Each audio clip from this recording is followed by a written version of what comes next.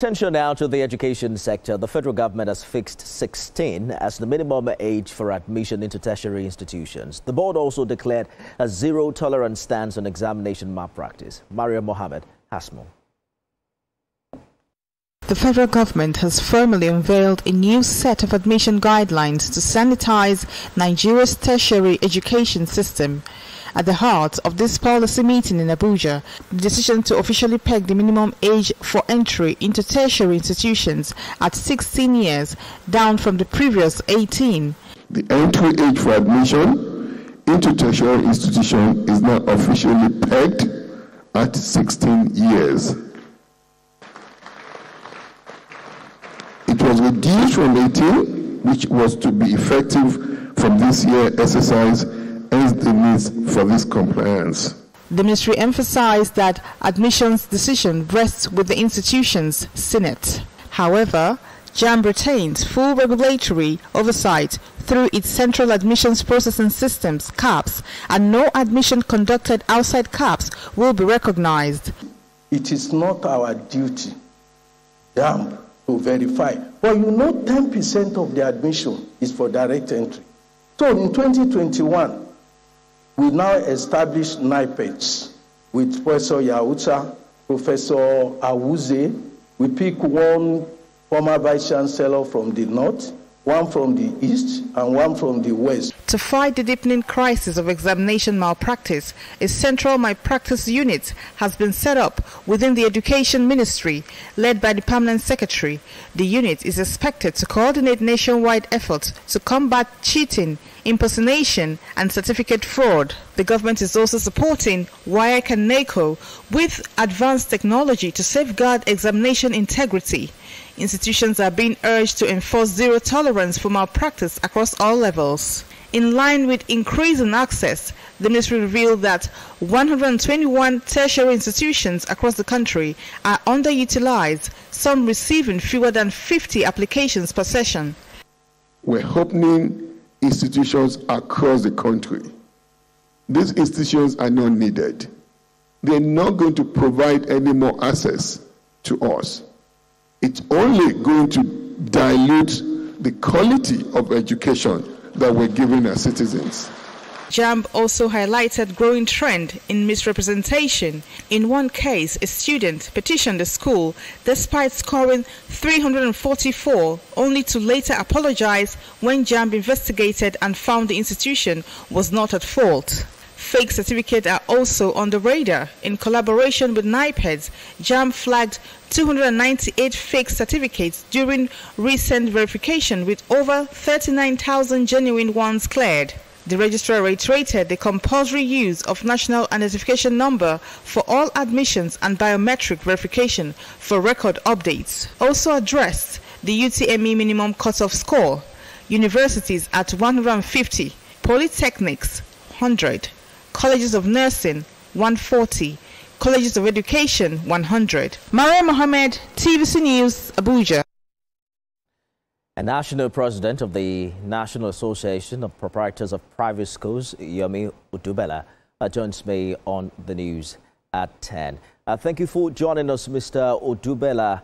Interesting decision made now by the federal government vis-a-vis what the conversation was before. But what do you make of this new minimum age?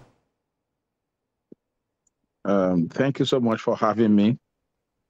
Excellent evening, everyone. I must commend the effort of the Education Ministry, coordinated by the Minister, for providing opportunity for those children who are of lesser age but have the tenacity and the capacity to compete with their older colleagues. So for us, the minimum age for entry, which has been pegged for 16, is quite acceptable and commendable.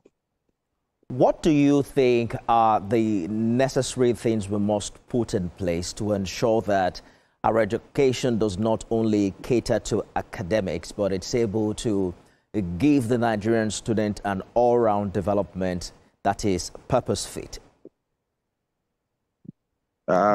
Exactly. We can achieve this by ensuring that our policy paper in terms of the curriculum that prepare the children for the job space is loaded with skill acquisition and on what is required at the workforce, rather than the academic aspect that is known by the current curriculum. We have seen many children, students in university who are studying engineering and have not seen some of the latest computing system, let alone ability to work on them for the purpose of fixing challenges that might arise from them.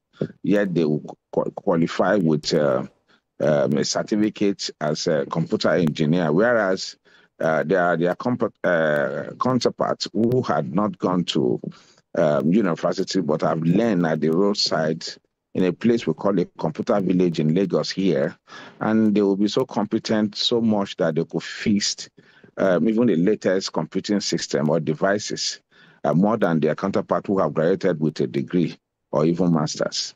So it shows how much we should pay attention to what the children can do by their hand than what they can write down because they can memorize. The issue of exam malpractice is still raises its ugly head, and it's not just for JAMB, it's also something that has pervaded, even the tertiary institution. Precisely how do you think we can nip it in the bud? Yes, the examination malpractice has its long stance in education systems all over the world, and different policies, different ideas have been suggested in the past, cut across all countries of the world. For us in Nigeria here, we need to understand the fact that one of the ways we can curb examination malpractices is to give ample opportunity for different examinations for children to express their capacity. It was appreciated when National Examination Council was introduced in the country, that gives children the opportunity to have a second attempt in the internal examination called SSC internal exam. We also have individual exams like WAEC and NECO conducting series of exams that are external. They have the December series, they have the January series, and all that. This gives children ample opportunity to trial about 5 examinations within a year to certify them for West African Examination Council certificate. They have about 3 opportunities there. Mm-hmm. For the National Examination Council, they have about 2 there. And if you consider other examinations that are available that certify children for ordinary level, this gives children that calmness, not to see that one exam per year must be a do or die. One will want to advise JAMB to also look in that direction, where we can do what some international bodies are doing concerning qualifying examination, where students write TOEFL exam almost every weekend. So Absolutely. If JAMB can comes about 3 times to 4 times in a year, that will give children the opportunity to present themselves and prove themselves. Absolutely. If one does not work, others may work. Thank you. President, National Association of Proprietors of Private Schools, Yomi Otubela, thank you so much for talking to us. Thank you for having me.